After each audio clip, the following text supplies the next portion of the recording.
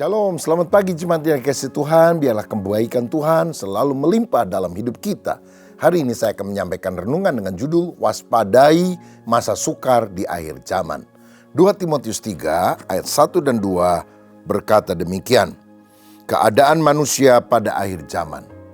Ketahuilah bahwa pada hari-hari terakhir akan datang masa yang sukar. Manusia akan mencintai dirinya sendiri dan menjadi hamba uang. Mereka akan membual dan menyombongkan diri. Mereka akan menjadi pemfitnah. Mereka akan berontak terhadap orang tua dan tidak tahu berterima kasih, tidak mempedulikan agama. Nah, saudara sekalian, pada bagian ini Rasul Paulus memperingatkan Timotius tentang zaman akhir dan karakter manusia yang akan muncul di masa-masa seperti ini. Ayat 1 dikatakan tadi, ketahuilah pada hari-hari terakhir akan datang masa yang sukar. Kata ketahuilah berasal dari kata Yunani ginoske, artinya pahamilah atau sadarilah dengan pasti. Di sini Paulus menekankan bahwa Timotius harus memiliki kewaspadaan dan pengertian yang jelas mengenai apa yang akan terjadi. Hari-hari terakhir mengacu pada masa sebelum kedatangan Kristus yang kedua kali. Satu periode yang ditandai dengan kejatuhan moral dan meningkatnya kejahatan. Dalam pengertian yang lebih luas, hari-hari terakhir juga bisa mencakup masa sejak kebangkitan Yesus hingga akhir zaman. Nah, masa yang sukar berasal dari kata Yunani kalepoi kairoi. Kata sukar berarti penuh bahaya, kekerasan, dan kesulitan yang ekstrim. Kata kalepoi juga dipakai dalam Matius 8 ayat 28 untuk menggambarkan orang yang kerasukan setan di daerah Gadara, yang menunjukkan bahwa masa ini bukan hanya masa sulit secara fisik, masa sulit secara finansial, tapi juga memiliki aspek dimenik kerasukan roh jahat. Banyak orang melakukan sesuatu yang tidak nalar karena si iblis itu telah merasuk kehidupan manusia, sehingga melakukan perkara-perkara yang di luar nalar kita. Jahatnya luar biasa. Nah, dunia Romawi pada abad pertama mengalami kemerosotan moral yang sangat parah. Kekaisaran Romawi dikuasai oleh tirani, kejahatan, dan dekadensi. Kehidupan sosial dipenuhi dengan korupsi, hedonisme, dan penyembahan berhala. Orang-orang yang hidup hanya untuk kesenangan diri sendiri saja tanpa mempedulikan etika dan moral. Nah, Paulus melihat pola ini sebagai tanda-tanda dari masa yang sukar yang akan terus memburuk seiring berjalannya waktu. Nah, saudara sekalian, kita sadar dunia sekarang di mana kita berada juga sedang mengalami kemerosotan moral yang parah, yang mirip yang terjadi pada zaman masa kehidupan Paulus. Konsumerisme, individualisme, relativisme moral makin mendominasi masyarakat. Orang tidak malu-malu lagi melakukan dosa karena dianggap orang lain juga melakukan hal yang sama.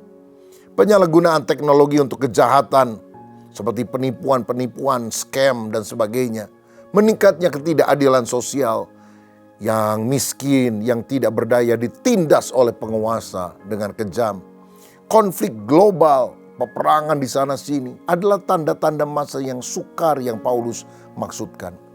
Kemajuan teknologi telah mempercepat penyebaran informasi, tetapi juga memungkinkan penyebaran hoax, berita-berita bohong, kebencian yang memperburuk konflik sosial yang ada.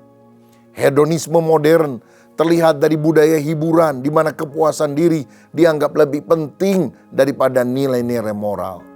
Yang penting puas, yang penting kita nyaman, yang penting kita senang. Soal benar dan salah itu nomor sekian. Nah, sebagai orang percaya kita dipanggil untuk tetap teguh dalam iman dan tidak terpengaruh oleh dunia yang semakin jahat. Ayat yang kedua berkata, manusia akan mencintai dirinya sendiri. Dalam bahasa Yunani, pilautoi. Ini bicara soal egoisme yang ekstrim, di mana seorang hanya peduli pada dirinya sendiri. Cinta diri yang akhirnya merugikan orang lain. Ini adalah akar dari banyak dosa yang lain. Menjadi hamba uang dalam bahasa Yunani, pilar giroi.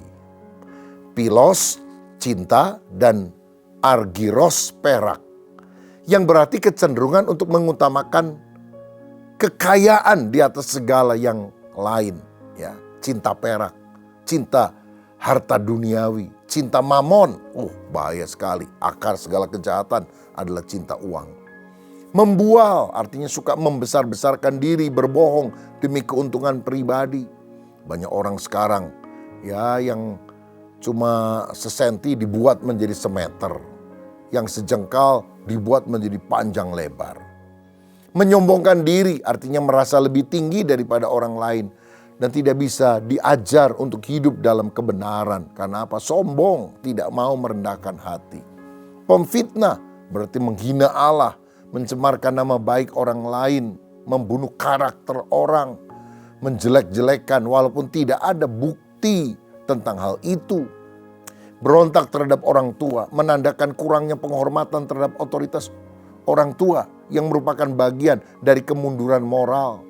Alkitab berkata, hormatilah ayahmu dan ibumu supaya panjang umurmu dan berbahagialah engkau. Sekarang kadang kita dengar ada anak membunuh bapaknya atau ibunya. Ada anak yang menuntut ibunya soal warisan sehingga di sidang itu ibunya. Menyedihkan sekali. Saudara-saudara, rasa hormat, cinta kepada orang tua yang mundur, yang luntur, ini menjadi ciri akhir zaman. Tidak tahu berterima kasih, akaristoi, artinya sikap tidak menghargai anugerah Tuhan maupun kebaikan sesama. Tidak mempedulikan agama, anosioi. Ini bicara tentang tidak memiliki rasa hormat terhadap hal yang kudus dan rohani. Dulu orang masih segan lah untuk menyinggung hal-hal yang sifatnya agama sebagai lelucon, menjelek-jelekan. Sekarang itu terjadi di mana-mana. Bahkan saudara, orang lagi ibadah di gereja, di masjid ada yang diledakkan dengan bom. Tidak lagi ada rasa takut dan hormat. Ini masalah yang besar, kemerosotan moral yang parah di akhir zaman. William Barclay dalam bukunya menjelaskan bahwa di dunia Yunani dan Romawi pada waktu itu cinta diri dan keserakahan sangat umum. Para filsuf stoik seperti Seneca bahkan mengkritik masyarakat saat itu karena kebiasaan mereka yang hanya mementingkan uang dan kenikmatan pribadi. Kekuasaan politik dipegang orang-orang yang menyombongkan diri dan tidak peduli dengan keadilan. Selain itu dalam budaya Yunani, anak-anak sering memberontak terhadap orang tua mereka, terutama jika mereka menganggap orang tua mereka tidak memiliki status sosial yang tinggi. Nampaknya apa yang terjadi di zaman Paulus juga terulang lagi, bahkan skalanya lebih hebat pada masa kini. Pada masa kini individualisme modern membuat banyak orang lebih memikirkan dirinya sendiri daripada sesama. Cinta akan uang seringkali mendorong orang korupsi dengan keserakahan dalam dunia bisnis dan politik. Ada orang bilang, pejabat pemerintah itu korupsi karena gajinya kecil. Siapa bilang? Kita lihat ada pejabat yang gajinya itu sudah ratusan juta setiap bulan. Bahkan ada yang miliar. Korupsi juga, malah makin jahat, saudara. Karena yang perlu diperbaiki itu bukan soal pendapatannya, soal hati. Hati yang tidak takut akan Tuhan itu yang menyebabkan macam-macam kejahatan. Media sosial sering menjadi ajang kesombongan, flexing, padahal bohong. Di mana orang berpura-pura lebih sukses daripada kenyataannya, cuma untuk pencitraan diri. Sikap tidak tahu berterima kasih terlihat dalam budaya yang semakin menuntut hak tapi lupa akan kewajiban dan pengorbanan orang lain. Banyak orang yang mulai meninggalkan iman dan tidak lagi menghormati nilai spiritual. Misalnya dalam dunia kerja ada banyak kasus orang yang rela menipu atau mengorbankan orang lain demi keuntungan pribadi. Dalam keluarga kita juga melihat banyak perpecahan karena anak tidak lagi hormat, tidak lagi sayang kepada orang tua. Di masyarakat kita melihat banyak orang yang mengabaikan nilai kekudusan dan hidup mereka lebih memilih gaya hidup bebas tanpa batasan moral. Saudara, Paulus memperingatkan Timotius dan kita yang hidup di akhir zaman bahwa manusia akan makin egois, materialistis, sombong, tidak memiliki hormat terhadap Tuhan ataupun sesama. Kondisi yang telah terjadi dalam konteks Roma dan jajahannya terus berlangsung hingga sekarang. Oleh karena itu, orang percaya harus tetap waspada, berakar dalam firman, tidak terpengaruh oleh arus zaman yang makin jahat. Karenanya kita harus menjaga hati agar tidak dikuasai oleh cinta diri dan cinta uang, serakah. Mari kita membiasakan diri bersyukur dan rendah hati atas setiap berkat anugerah Tuhan. Hormatilah orang tua dan otoritas yang sah. Jaga iman kita dengan tetap berpegang pada nilai kekristenan walaupun dunia semakin menjauh dari kebenaran. Dunia akan semakin jahat, yang jahat akan semakin jahat, tapi yang benar akan semakin benar. Akan ada pemisahan lalang dan gandum, anak dara yang bodoh dan anak dara yang pandai. Akan ada pemisahan antara domba dan kambing. Akan ada pemisahan antara terang dan gelap. Mari kita pada akhir zaman ini tetap hidup di dalam kebenaran. Jangan setengah-setengah, tapi berpihak kepada Kristus. Karena dunia dan segala keinginannya akan runtuh binasa.